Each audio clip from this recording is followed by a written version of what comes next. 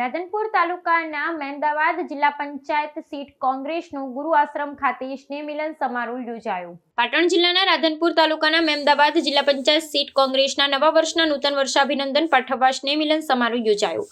જિલ્લા પંચાયત સીટના સદસ્ય જગદીશભાઈ રાઠોડ દ્વારા આ પ્રસંગે કોંગ્રેસની વિચારસરણીવાળા મહેમદાવાદ જિલ્લા પંચાયત સીટના લોકો મોટી સંખ્યામાં ઉપસ્થિત રહ્યા હતા.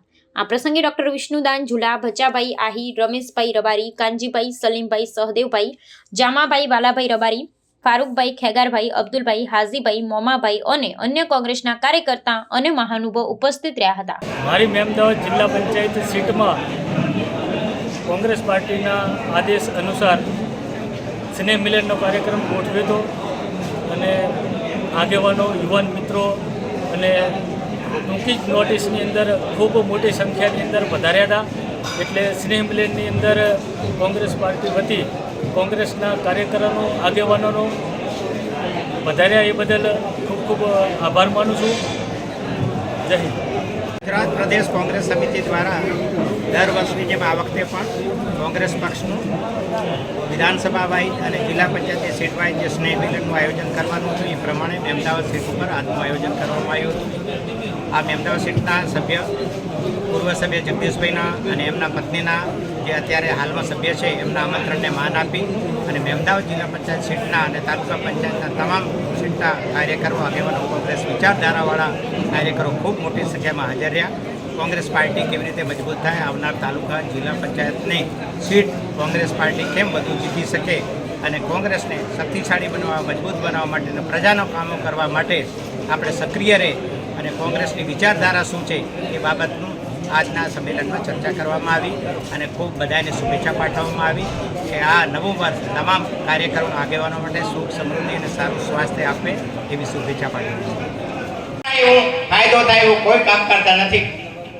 ઇન્દિરાજીએ 71ની લડાઈ જીતી, આ દેશનું ગૌરવ વધાર્યું અને હમણાં આપણે જોઈએ સિંદૂર કરી અને હમણાં ગઈ સાલે આપણે લડાઈ પાકિસ્તાન સાથે એમણે કરી. તમને બધાને ખબર હશે, છોકરાઓ વાતો કરતા હશે, આપણે સામાન્ય ઝઘડો થાય તો સામે એવા કહેવા જઈએ કે ભાઈ અમે કાલે તમને મારવા આવીએ છીએ. આ પાકિસ્તાનને ફોન કરીને કહે છે કે અમે તમારી આ જગ્યાએ બોમ્બ નહીં ફેંકીએ, આ જગ્યાએ હુમલો નહીં કરીએ. આવી લડાઈ 56ની છાતીની વાત કરનાર આ વડાપ્રધાન ખરેખર કાયર નીકળ્યા છે. આવા લોકો આ દેશ માટે હાનિકારક છે અને આ લડાઈ જ્યારે ઇન્દિરાજી લડ્યા હામી છાતીએ ત્યારે આખું અમેરિકા, આખું વિશ્વ એનો વિરોધ કરતો હતો અને ભારતની હાલત નથી કે લડાઈ કરી શકે. તો એ બાઈએ અમેરિકામાં જઈ અને એ પ્રમુખની વાત નથી માની અને એક ભડાકે બાંગ્લાદેશને પાકિસ્તાનથી જુદું કરી નાખ્યું. આવી માનસિકતા તમારી હોવી જોઈએ. રાજીવ ગાંધીએ ઇલેક્ટ્રોનિક્સનો યુગ લાવ્યો. આજે મોબાઈલ આપણે વાપરીએ છીએ, એ રાજીવ ગાંધીની દેન છે. હંમેશા એ માણસે સારું ઈચ્છ્યું. આપણો દિલથી આભાર એટલા માટે છું કે કોંગ્રેસનો એટલો ખરાબ સમય હતો જે વખતે જે પણ કારણ હતા એના કારણે એક પણ જિલ્લા પંચાયત આપણે જીતી શક્યા હતા. એ ટાઈમમાં પણ તમે એક જિલ્લા પંચાયત માત્ર જગદીશભાઈને જીતાડ્યો હતો, એ બદલ આપણો ખૂબ ખૂબ આભાર છે. હવેના સમયમાં જિલ્લા પંચાયતની ચૂંટણીઓ આવેલી છે ત્યારે આપણે આપણા ગામમાં જે 3-4 ગામ આવતા હોય એમાં બધા જ આગેવાનો ભેગા મળી જે પણ ઉમેદવારો હોય એમને સમજાવી કઈ રીતે જીતનો ઉમેદવાર છે, કઈ રીતના સમીકરણ બે છે, એ રીતના ઉમેદવારો તમે મૂકશો તો બીજી વખત પણ પાછો આપણે જે તાલુકા પંચાયત પણ બનાવી શકશું અને જગદીશભાઈને પણ જીતાડી શકશું. એટલે સામાજિકના જે પણ રીતના સમીકરણ થતા હોય સમાજના અને નીચે ઉપર ધારો કે જગદીશભાઈ ઠીક છે પણ નીચે જે રીતનો ઉમેદવારો હોય ગામ દીઠ, ધારો કે બીજેપી કોઈ મોટા ગામમાં આવતો હોય તો આપણે પણ કઈ રીતે એમને કાઉન્ટર કરી અને વિજય લઈએ એ રીતના બધા જ આપણે મથીએ. અને હવેનો સમય કોંગ્રેસનો સમય છે, બહુ ખરાબ સમય હવે પૂરો થવા આવ્યો છે. લોકો તારીમામ છે. ભાજપથી કોઈ પહેલા આપણે ભાજપ વિશે બોલતા તો લોકો સાંભળવા તૈયાર નતા. આજે તમે ભાજપનું કશાતું બોલશો તો લોકો સાંભળશે અને લોકો પણ હવે કંટાળ્યા છે. કેમ કે ઘણા ટાઈમથી લોકો વિકાસની વાતો, હિન્દુ મુસ્લિમ આ બધી વાતો હવે થાકી ગઈ છે.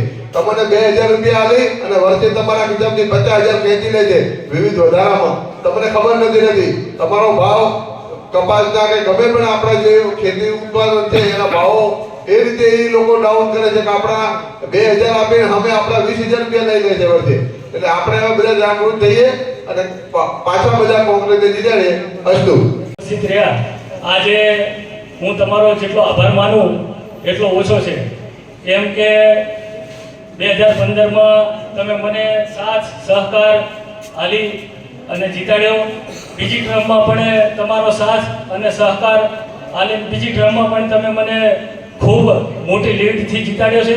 એ બદલ તમારા સર્વનો ખૂબ ખૂબ આભાર માનું છું. અને તમારા કામ થયા ના થયા, તમારા કામ કરવાના મેં ખૂબ જ પ્રયત્નો કર્યા છે અને મારાથી કામ થતા હતા એટલા મેં કામો કરવાના પ્રયત્ન કર્યા છે અને કામ પણ કર્યા છે. હવે નેક્સ્ટ ટાઈમ કંઈ બાકી રહી ગયું હોય તો ક્ષમા માગું છું.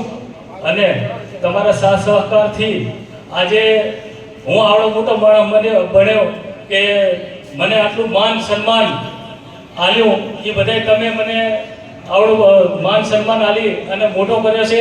તો અને કાયમ માટે અમારા પરિવાર માટે ભાવસિંહ દાદા અમારા મોભી એને પણ તમે ખૂબ માન સન્માન આલીને મોટા કર્યા. અમારે કિશોરભાઈને પણ તમે માન સન્માન આલીને ખૂબ મોટા કર્યા. અહીંયાના પછી વારસદાર તરીકે ભાવસિંહ દાદાના કુટુંબ પરિવારમાંથી અમારા મોભીમાંથી જેટલું માન અને સન્માન તમે ભાવસિંહ દાદાને આલ્યું છે એટલું જ માન અને સન્માન તમે મને આલી અને મોટો કરે છે. તો હું ફરીથી તમારો આભાર માનું છું. અને તમારા આજે તમે અહીં બેઠા છો એ તમારા પ્રતાપે જ જે કંઈ હું આજ છું એ આગળ તમે જે બેઠા છો અહીંયા તમારા પ્રતાપે જ હું આજ જે કંઈ છું. હું ગમે એ કને જાઉં મને જગદીશભાઈ જે કંઈ અધિકારીઓ હોય બીજા હોય જ્યાં પણ જઈએ એ જે મને માન ને સન્માન મળ્યું છે આજે મને તમારા કારણે જે મને માન ને સન્માન મળ્યું છે એ બધે ફરીથી આપ સર્વનો ખૂબ ખૂબ આભાર માનું છું. જય હિન્દ, જય ભારત.